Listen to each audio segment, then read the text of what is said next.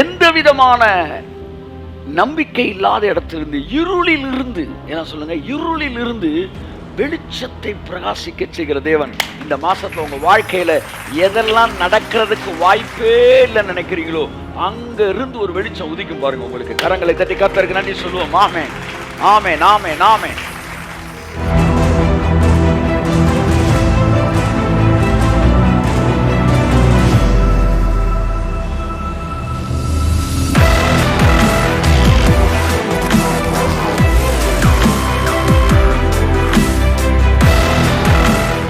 எல்லார் கையிலையும் கம்பு இருந்துச்சு, அது எல்லாருடைய அதிகாரம்.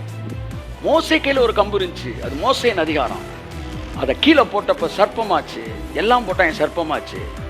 இந்த சர்ப்பம், இந்த கம்பு எல்லா கம்பையும் முழுங்குச்சு. பிதாவாகிய தேவன் சொந்த குமாரனை பூமியில போட்டாரு. போட்ட உடனே சிலுவையில சர்ப்பமானார். சர்ப்பமானப்ப எல்லா சர்ப்பமும் நரகத்துல வந்துச்சு, எல்லாத்தையும் முழுங்கிட்டாரு. முழுங்கி வானத்தில் பூமியிலும் சகல அதிகாரத்தை முழுங்கி ஒரே சர்ப்பமா நிக்கிறாரு. உங்க தேவன் யாருன்னு கேட்டா நீங்க சொல்லணும், எங்கள் தேவன் இருளில் இருந்து வெளிச்சத்தை பிரகாசிக்க செய்கிறார்.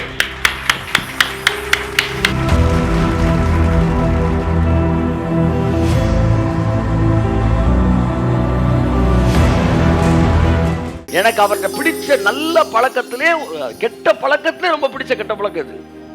அவருக்குள்ள ஒரு வைராக்கியம் ஒன்று இருக்கு பாருங்க. அதான் பவுல் எழுதுறாரு, அந்த ஆவியானவர் வைராக்கிய வாஞ்சியா இருக்கிறவர். இருறா மாப்பிள்ள வச்சு சேரணும், அதுக்கு பேர் நான் வைராக்கியம். அவர் நான் சொன்னதை செய்வேன் சார். கிழட்டு பையன் சார், 100 வயசாச்சு சார், ஏன் சார் போராடிக்கிட்டு இருக்கீங்க? அந்த பாருங்க சார், ஜிம்முக்கு போயிட்டு 10 பேர் ரெடியாக வந்துக்கிட்டு இருக்காங்க சார். நான் சொல்லிட்டேன்னா அங்கே எதெல்லாம் எதிர்மறையோ அதை மாற்றுவேன். அதுக்காண்டி வாக்கு தத்துவத்தை மாற்ற மாட்டேன், ஆளை மாற்ற மாட்டேன்டா. ஐ மீன் டிரான்சிஜென்ட், மாறாத கர்த்தர். அவற்றை நின்றுகிட்டு இருக்கீங்க. இப்போ அடுத்து நான் சொல்றேன், டெவிலை நீ எப்படி டீல் பண்ணணும்னு நான் சொல்றேன். நீங்க கும்புற தேவன் அன்காம்ப்ரமைசிங் காட். கையத்தட்டு. அவரு பைபிள் சொல்லுது, அவரோ ஒரே மனமாய் இருக்கிறார். அவர் எப்படி இருக்காரா? வேற பேச்சு பேசாத, வேற பேச்சு பேசு, இதை பேசாத, விட்டுரு. இல்லைங்கய்யா அவர் வந்துங்கய்யா வேற ஏதாச்சும் பேசுறா. ஐயா சிம்சோனை வந்து அவங்க அம்மா அப்பாவே வந்து ஹேண்ட் ஓவர் பண்ணிட்டாங்கய்யா. சரி ஐயா, அந்த மாமனார் மருமகனை மாற்றிட்டாரியா, சிம்சோனை விட்டு வேற மருமையும் போட்டார். சரி ஐயா, அந்த மனைவியை வந்து சிம்சோனை மாற்றிட்டாயா, மாற்றிட்டு வேற ஹஸ்பண்டை முடிச்சிட்டாரியா. மனைவி மாற்றிட்டா, மாமனார் மாற்றிட்டாரு, இஸ்ரவேல் ஜனங்களே தங்கள் தலைவனை மாற்றிட்டாங்க. ஆனால் நான் மட்டும் என் ஊழியக்காரனை நான் அழைத்தவனை மாற்ற மாட்டேன். ஏன்னா நான் மாறாதவர். யார் காம்ப்ரமைஸ் ஆகணும்? ஆப்பர்ச்சுனிஸ்ட் தான் காம்ப்ரமைஸ் ஆகணும். என்னால் ஒன்று முடியாதுன்னா அவன் காம்ப்ரமைஸ் ஆகணும். என்னால் முடியும்டா, என்னால் முடியும். அதனால நான் மாறாத கர்த்தர். என்ன சொல்லுவார்? உன் வாழ்க்கையில உன்னை தேவன் சொல்லிட்டார்னா உன்னை வச்சு செய்வார்னா உன்னை வச்சு தான் செய்வாரு. உன் வாழ்க்கையில செய்வார்னா உன் வாழ்க்கையில தான் செய்வாரு. உன் வாழ்க்கையில 100% செய்வார்னா 100 தான் செய்வாரு, 99 இல்லை. அதுதான். ஏன்னா அவர் கேரக்டரை இருளிலிருந்து வெளிச்சத்தை பிரகாசிக்க செய்கிற கர்த்தர் அல்லவா. அதனால அவர் வந்து அவருக்குன்னு சில கேரக்டர் இருக்கு சார். அதெல்லாம் நீங்க போய் ஒன்றும் டேமேஜ் பண்ண வேண்டாம் சார், விட்டுருங்க சார். என்னை என் போக்கில் விட்டுரு. இல்லையா அவர் மாத்திட்டாரு, கபீரியலு உன்னை மாத்திடுவேன், நீ அமைதியா இருக்கிறியா இல்லையா அப்படின்ட்டு. வானம் பூமி எல்லாமே மாத்திடுவாராம், ஆனா வார்த்தையை மட்டும் மாற்ற மாட்டாராம். ஒரு வாக்கு தத்தத்தை நிறைவேற்றுறதுல காம்ப்ரமைஸ் ஆக மாட்டேன்றாரு. ஒருத்தனை அழைச்ச அழைப்புல காம்ப்ரமைஸ் ஆக மாட்டேன். என்ன கெட்ட பழக்கம் இருக்கு? ஒருத்தனை அழைச்சிட்டாருன்னா காம்ப்ரமைஸ் ஆக மாட்டேன்றாரு. ஆளை மாற்றி விடுங்க சார், சார் வயசாகி போயிட்டார் சார், மாற்றி விடுங்க சார், நோ காம்ப்ரமைஸ் சார். வாக்கு தத்தத்தில் கொஞ்சம் இவ்வளவு நடந்துருச்சு சார், போதாதா சார், நோ காம்ப்ரமைஸ். கடைசி வரைக்கும் நிறைவேறணும். ஏன் ஆண்டவரே இவ்வளவு பிடிவாதமா இருக்கேன்? கடைசி சொட்டு ரத்தம் வரைக்கும் நான் கொடுத்துருக்கேன்டா, கடைசி சொட்டு ரத்தம் வரைக்கும் நான் கொடுத்துருக்கிறேன். Who are you to compromise? நீ யாரா? ரத்தம் கொடுத்தவனுக்கு தான் வலிக்கும். கடைசி சொட்டு ரத்தத்தை குத்தி அண்டு எடுத்தாங்க. உனக்கு அவ்வளவு பெரிய தியாகத்தை கொடுத்திருக்காரு, எவனும் காம்ப்ரமைஸ் பண்ண முடியாது. எழுதி வச்சுக்க. நீ கூட காம்ப்ரமைஸ் பண்றதுக்கு உனக்கு உரிமை கிடையாது. ஏனென்றால் உனக்கான கிரயத்தை நீ கொடுக்கல, உனக்கான கிரயத்தை நான் கொடுத்திருக்கிறேன். கடைசி சொட்டு ரத்தத்தை நான் கொடுத்திருக்கிறேன். இவ்வளவுத்தையும் கொடுத்துட்டு ஏதோ ஒரு வாழ்க்கை, ஏதோ ஒரு ஆசீர்வாதமா அப்படி விட்டுற முடியுமா சார்? ஆவியானவர் வந்து பயங்கரமா அசைவாடிட்டு இருக்காரு உங்க அறைக்குள்ள. எதெல்லாம் போதும் ஒரு பாதி வழியில் நின்னீங்களோ அங்க இருந்தாலும் உங்களை தூக்கி விடுறாரு. இந்த கானான் தேசத்துக்கு கூப்பிடுறது யாரை தெரியுமா கூப்பிட்டாரு? யாரை கூப்பிட்டாரு? ஆபிரகாமியா? இல்ல, அவங்க அப்பன் தேராகுவை கூப்பிட்டாரு. தேராகு இன்ஃபேக்ட் அவன் தான் ஃபர்ஸ்ட் கானானுக்கு போக புறப்படுறான். 11ஆம் அதிகாரம் 31ஆம் வசனம் 32ஆம் வசனம் ஆதியாகமம் 11, 31, 32. தேராகு தான் கானானு கிளம்புறான். இந்த வெட்டியா போன தேராகு இடையில வந்து என்ன செஞ்சிட்டாப்ல? வாசி பார்த்தேன் 31, 32. தேராகு தன் குமாரனாகிய ஆபிராமையும் ஆரானுடைய குமாரனும் தன் பேரனுமாயிருந்த லோத்தையும் தன் குமாரன் ஆபிராமுடைய மனைவியாகிய தன் மருமகள் சாராயையும் அழைத்துக் கொண்டு அவர்களுடனே ஊர் என்கிற கல்தேருடைய பட்டணத்தை விட்டு கானான் தேசத்துக்கு போக புறப்பட்டான். பார்த்தீங்களா? அப்ப இந்த பைபிள்ல முத யார் தான் கிளம்புனது? தேராகு தான் கிளம்பியிருக்கான். தேராகிட்ட கொடுத்த மிஷன்ஸ் அது. அப்படிதான் வாழ்க்கையில் ஒரு கம்ப்ளீட் பிக்சர் தேவன் கொடுத்துருக்கிறாரு. பாதியில் நிப்பாட்டினா மீதியை வேற ஒருத்தன் கம்ப்ளீட் பண்ண வேண்டியிருக்கும். இன்னைக்கு ஆவியானவர் உன்கிட்ட சொல்ல விரும்புகிறார். உன்னை கொண்டு தான் உனக்குள்ள நான் கொடுத்த வார்த்தையை அப்படியே நிறைவேற்ற விரும்புகிறேன். நீ என்ன சரி ஒன்றும் செய்வேன், அமைதியாரு. நான் எல்லாத்தையும் நிறைவேற்றுவேன். நான் ஒரு வாக்குத்தத்தை கொடுத்தேன், அப்படியே நிறைவேற்றுவேன். நான் ஒரு வியாதியை சுகமாக்குவேன்னா சுத்தமாக சுகமாக்குவேன். அறகுறையாக சுகமாக்கி எனக்கு பழக்கமே கிடையாது. என்னை புரிஞ்சுக்க போதும், இவ்வளோ பெரிய விஷயம் அப்படின்னு சொன்னால் அவன் பிசாசு. தெரிஞ்சுக்க, நான் எவனை பாதியில் விட்டேன்? எவனாச்சும் ஒருத்தர் அறகுறையில் அனுப்பிச்சி விட்ருக்கேனா? எவனாச்சும் ஒருத்தர் நடக்க முடியாமல் சேரில் வீல் சேரில் கொண்டு வந்து போகும்போது நொண்டி போயிருக்காங்களா? அப்படி அம்புட்டு பேர் கரெக்டாக அனுப்பிச்சி விட்டேன். ஸ்மித் விக்கில்ஸ் ஒருத்தர் கூட்டு வந்தாங்களாம், த்ரோட்டில் கேன்சர்னு ஏதோ சொல்லி. இயேசுவின் நாமத்தில் அதனால கொஞ்சம் வந்து இந்த கேரக்டர் அவர்கிட்ட இருக்கும், வைராக்கியமாக சுகமாகன்னு சொல்லிட்டாரு. அவனுக்கு உடனே அந்த கட்டிலாம் கரைஞ்சி கிளியர் ஆகிட்டான் ஆள். அடுத்து 3ஆவது நாள் கூட்டத்துக்கு வந்திருக்கிறான். அந்த அந்த தொண்டையில் அந்த டியூபோடய வந்திருக்கிறான். கூப்பிட்டு என்னப்பா அப்படின்னு கேட்டிருக்காப்புல. சார் சுகமாயிடுச்சு சார், ஸ்கேன்லாம் எடுத்து பார்த்தேன், எல்லாம் கிளியர் ஆயிடுச்சு சார் அப்படின்னு. இதெல்லாம் எடுத்து பார்த்தேன், சரியாயிடுச்சு, டாக்டர் செக் பண்ணிட்டாங்க. சரி, 3ஆவது நாளும் கொஞ்ச நாள் கழிச்சு அவனை பார்த்துக்கிறாரு. அப்போ ஒரு கூட்டத்தெலாம் பார்க்குறாரு. அப்போ கேட்குறாரான், இந்த என்னப்பா அந்த டியூப்பை போட்டிருக்கு? ஆமாம் சார், ஈவினிங் டாக்டரை போய் பார்க்க போகிறேன், அவர் எடுத்துருவார். இங்கே வா. அவருக்கு எடுக்கிறாரு அப்படின்னா? இல்லை, அவர் தான் எடுக்கிறேன். தொடங்கினது கர்த்தர், உனக்குள்ள அற்புதத்தை நடத்தினது கர்த்தர். அவர் தொடங்கி டாக்டர் முடிக்கக்கூடாது, அவர் தொடங்கினா அவர் தான் முடிக்கணும் அப்படின்னு சொல்லி இயேசு நாமத்தில் ஒரே உருவி விட்டார். சோமாயிட்டாங்க. இயேசு நாமத்தில் சோமான்னு சொல்லி அனுப்பிச்சு விட்டுருக்காரு. நடந்த சம்பவம். இவங்கெல்லாம் யார் சார்? இவங்க எல்லாம் தங்க கும்பிடுற கடவுள் யாருன்னு தெரிஞ்சவங்க. Transformed minded persons. இவங்க எல்லாம் டிரான்ஸ்ஃபார்ம்டு மைண்டு. மருத்துவ அறிவினாலே வந்து நான் வந்து சிக்கலாகி போன மனதில் வைராக்கிய வாஞ்சி உள்ள தேவனை பார்த்து டிரான்ஸ்ஃபார்ம் ஆகிட்டாங்க. மண்டையில் ஒளி வந்துருச்சு. அதனால தான் வந்து எதையுமே வந்து ஒரு தடவைலாம் பாருங்கள், ஒரு அம்மா வந்து வீல் சேரில் தூக்கிட்டு வந்திருக்கிறாங்க சார். ஒன்று ஸ்மித் விக்கில்ஸ் சொல்கிறாரு, நான் நிறைய எனக்கு உங்கள்கிட்ட பேச வேண்டியிருக்கு பாருங்க. காம்ப்ரமைஸ் ஆகவே கூடாது. நீங்கள் இன்ட்ரான்சிஜென்ட், நீங்கள் ஆமேன், அன்காம்ப்ரமைசிங். பிசாசு நெகோஷியேட் பண்ணுறவன். அடுத்து எப்படி நெகோஷியேட் பண்ணுவான்? உங்கள்கிட்ட வந்து நீங்கள் அதில் தெளிவாக இருந்துட்டீங்கன்னா லைஃபுக்கு அவன் உங்கள்கிட்ட நெகோஷியேட்டே பண்ண முடியாது. ஆமேன். ரொம்ப படிக்க வேண்டியதில்லை. அவனுக்குலாம் ஒரே நாளில் படிச்சிட்டிங்கன்னா, இந்த கேரக்டர் புரிஞ்சுக்கிட்டிங்கன்னா என்றைக்குமே உங்கள் ஏரியாவில் வர முடியாது. வீல் சேரில் தூக்கிட்டு வராங்க. உடனே அந்த அம்மாவுக்கு துணையாக 2 பெண்கள் வர கூட வந்திருக்கிறாங்க. உடனே ஸ்மித் விக்கில்ஸ் சொல்கிறாராம், அந்த அம்மா தூக்கி நிப்பாட்டுக்கின்றாராம். இந்த name of Jesus stand up. தூக்கி நிப்பாட்டினோடனே கையை விடு அப்படின்றாராம். உடனே சரி, ஊழியக்காரு பெரிய பவர்ஃபுல்லாக நாளைக்கு வாரில் கையை விட்டா அப்படியே முகங்குப்புற டம்முன்னு விழுந்துருச்சாங்க. அந்த அம்மா விழுந்த ஒன்று ஆடியன்ஸ் அப்படி பதறிட்டாங்களாம். உடனே தூக்கி உட்கார வச்சுட்டாங்களாம். ஐயோன்னு பார்த்தோம், முகத்தில் அடிபட்டுருச்சு. இந்த நேம் ஆஃப் ஜீசஸ். திரும்ப எந்திரிச்சு இல்லைன்னாராம். தூக்கி நிப்பாட்டினாங்க. கையை விடுனாராம். அப்படியே யோசிச்சுக்கலாம் 2 பொண்ணுங்களும். கையை விடுமா அப்படின்னாங்க. சரி, ஊழியக்காரர் சொல்கிறாருன்னு விட்டாங்க. விட்டா 2வது முகங்குப்புற டம்முன்னு வந்து மூக்கில் அடிபட்டு ரத்தம் ஆகிடுச்சு. திரும்ப தூக்கி உட்கார வச்ச உடனே ஆடியன்ஸே ஒரு மாதிரி ஆகிட்டாங்க. என்ன காட்டு மிராண்டித்தனம் அவ்வளோ பார்த்துக்கிட்டு இருக்காண்டான்ட்டு. மூணாவது நம்ம தூக்கி நிப்பாட்ட அப்படின்னாராம். தூக்கி நிப்பாட்டாங்களாம். கையை விடுனாராம். விட மாட்டேன்ட்டாங்களாம். டே நீ பெரிய காட்டு மிராண்டியா இருக்கடா, கையை விடுன்னு டப்புன்னு ஆடியன்ஸ்ல எந்திரிச்சானா. Are you mad? அமைதியா இருக்கிறியா, தூக்கி வெளியே எறிஞ்சிடவான்ட்டாராம். ஸ்மித்துக்கு சொல்லிட்டு அமைதியா இரு, கையை விடுன்றான்.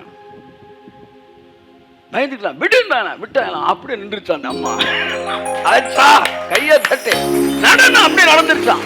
நன்றி நன்றி உமக்கு நன்றி முழு மனதுடன் சொல்கிறோ.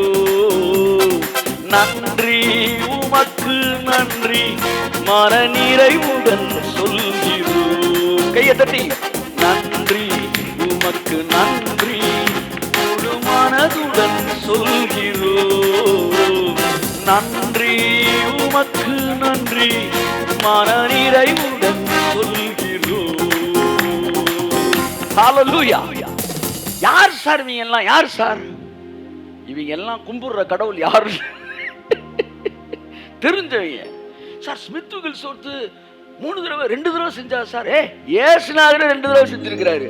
கண்ண மூடு, திரும்ப கண்ண மூடு, திரும்ப கண்ண மூடு. எப்படி ஆளா இருந்திருக்காங்க பாருங்க. இவங்க எல்லாமே uncompromising. If you are a Christian born again believer, you should not be compromised by any medical science, by any seniority or majority or devil's deception, by devil's deception. Because your God is an uncompromising God. The word is uncompromising word. So a believer must be an uncompromising believer.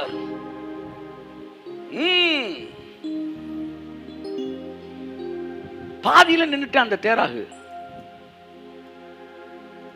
இப்படி பாதியிலே உன் வழியில நின்றாத. ஆசீர்வாதத்தை பாதியிலே வாங்கிட்டு வாழ்க்கையை முடிச்சிடாத.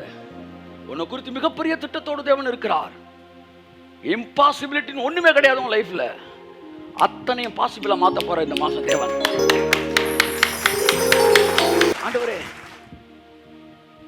உங்க வார்த்தையை நம்ப முடியாத மாதிரி இந்த உலகத்துல அசிங்கமானதோ அல்லது பாருங்க, 2 இருக்கு. அன்பிலீஃப் வேற, டிஸ்பிலீஃப் வேற. அன்பிலீஃபை தேவன் எப்பவுமே என்ன செய்வாரு? சப்போர்ட் பண்ணுவார். சரி விடுறா, அவனால் முடியலடா. He is trying to believe. That is what unbelief. Disbelief na மறுப்பது. He is refusing to believe something. That is what disbelief. தேவன் கடிந்து கொண்டதெல்லாம் இந்த disbelief மாதிரி விஷயங்கள் தான்.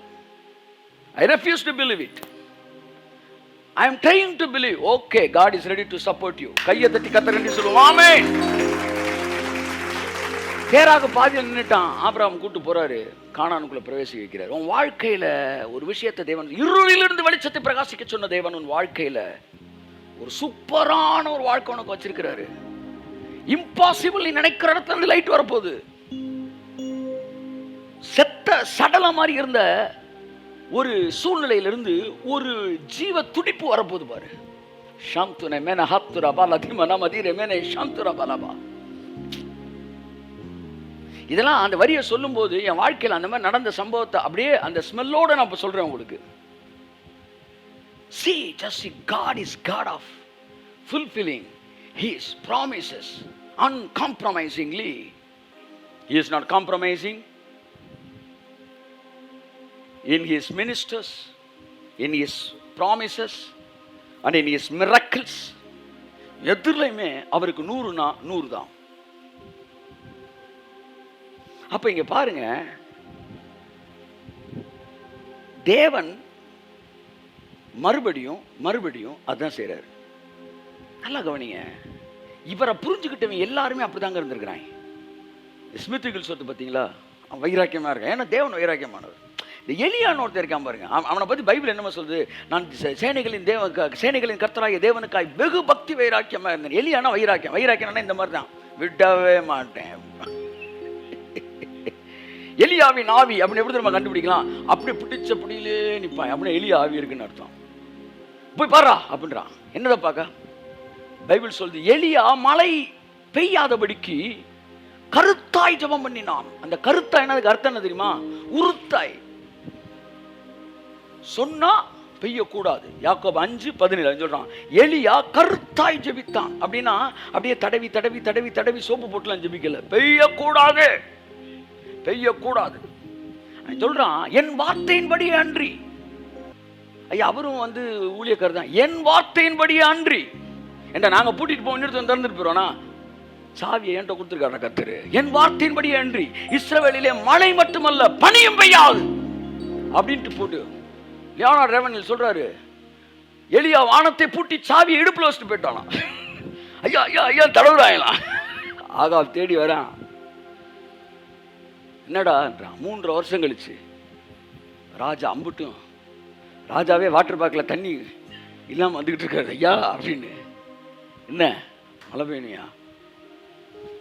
ஜோம் பண்ணுறான். ஜோம் பண்ணிட்டு போய் மேகம் இருக்கான்னு பாடுறான்றான். அவன் போய் பார்த்துட்டு, ஐயா இல்லையா, நல்லா போய் பாரு, இந்த பெருசு விடாது போலன்ட்டு 7 தடவை 6 தடவை மேகம் இல்லை சார்.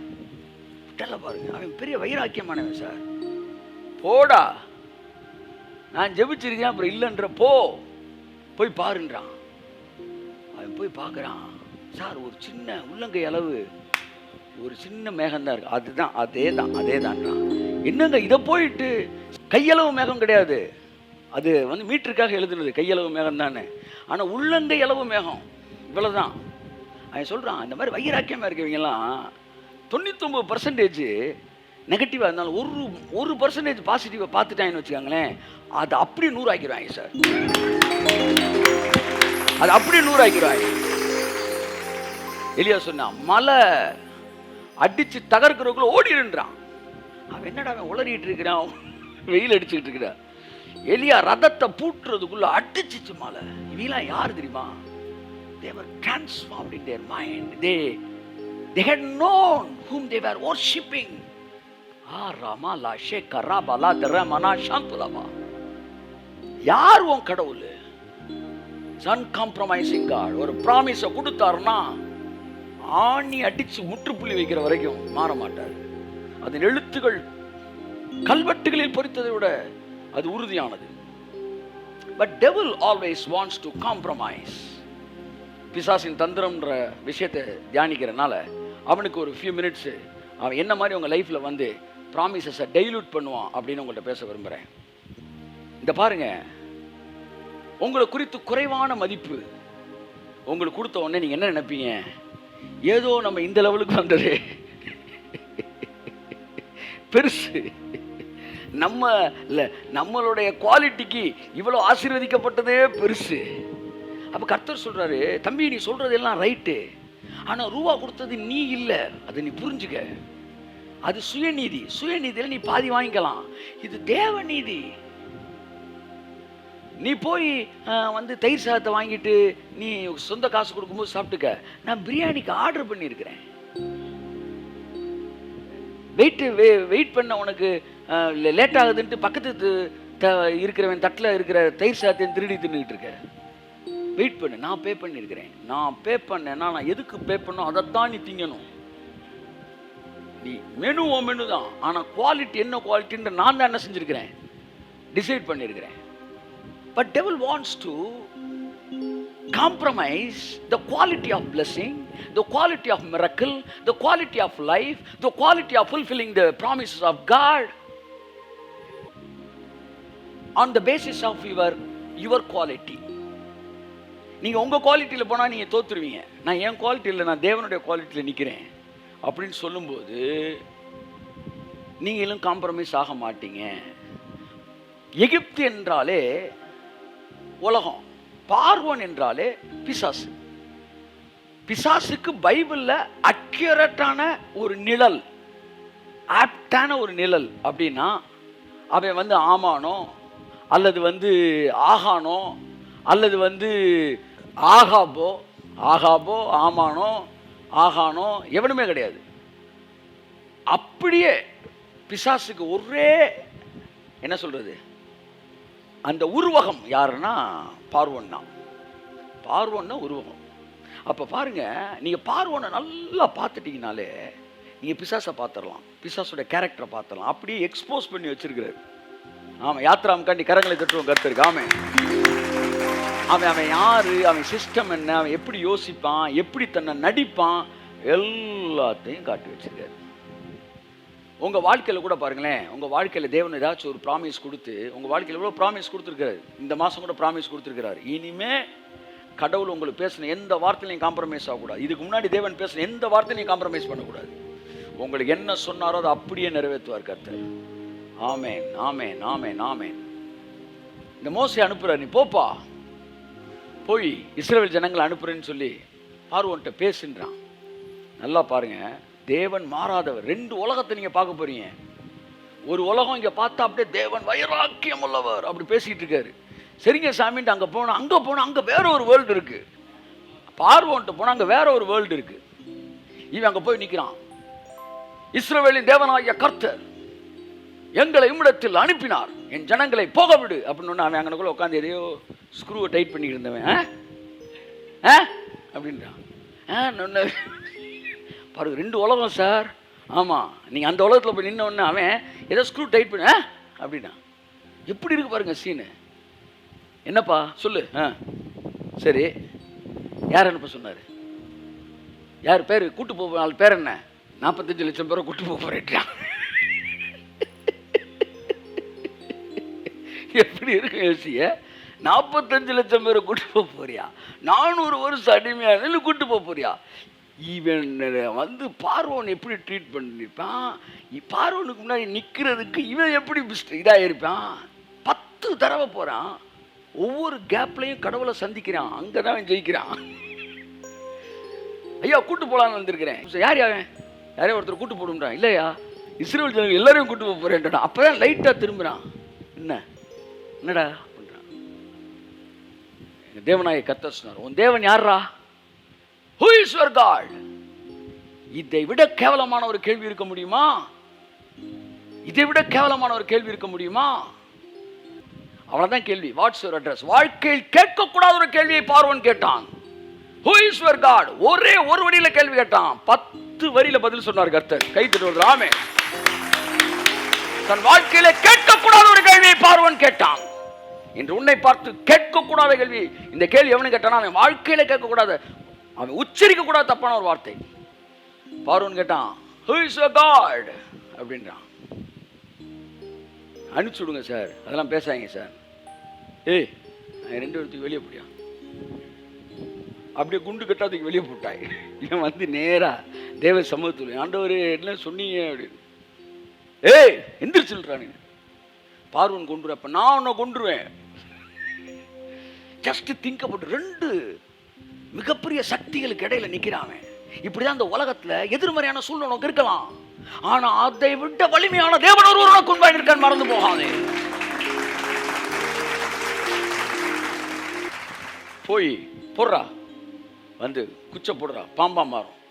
தண்ணி ஆடுறா, தண்ணி அடிச்ச உடனே ரத்தமா மாறும். இவன் போறான், டப்புன்னு குச்சை போடுறான். போட்டு நான் பாம்பான ஆறணும் மிரட்டிட்டோம். ஐயா தோடு ஆஃப் ஆயிடுவான், பேசாம இருக்கின்றான். அப்படியே பாம்பு நான் ஆடிக்கிட்டு இருக்கு. ஒன்று அப்படின்னு ஒன்று பார்வன்னு, ஏவி இன்னும் போலையா அப்படின்ட்டு. சார் சீனுக்குள்ள வாங்க சார், சீனுக்குள்ள வாங்க சார். சும்மா போயெல்லாம் பேசிட்டு வரல. அந்த ரியாலிட்டியை பாருங்க. அந்த அசட்டையை பார்க்குறான் இல்லை, அந்த ஒரு பார்வை உனக்குள்ள இருக்கிற 90% விசுவாசத்தை அப்படியே சர்ன்னு இறக்கும். அதுதான் பிசாசோட வேலை. அந்த சூழ்நிலையில நீ மிரளணும், அந்த பார்வையில் நீ அப்படியே உருகணும். அதுதான் அவனுடைய தந்திரம். ஏய் இன்னும் போலையா அப்படின்றாய்.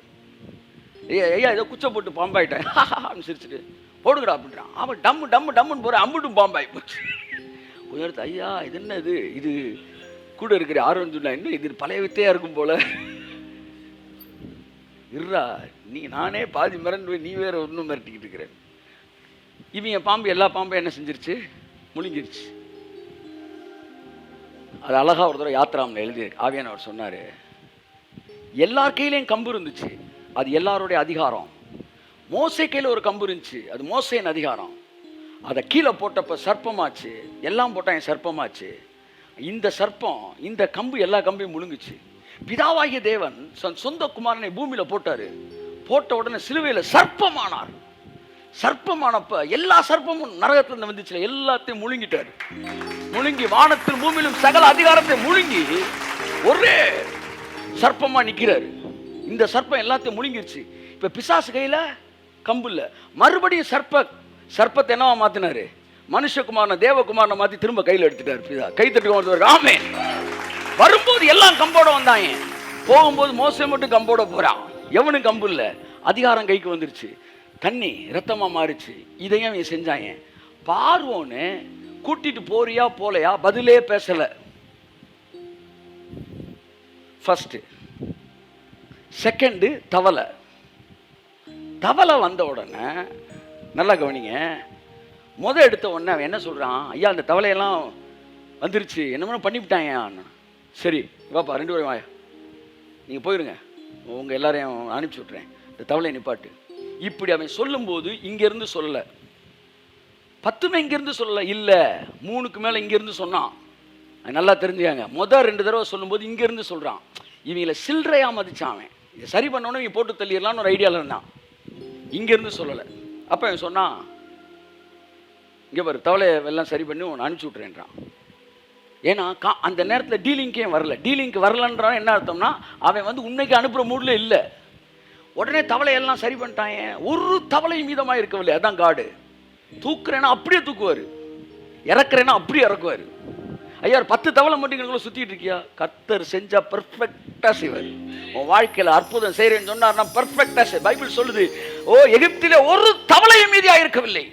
கையை தட்டு, உன்னை சுகமாக்கினாராம். சரீரத்தில் ஒரு வியாதி கிருமி இருக்காது.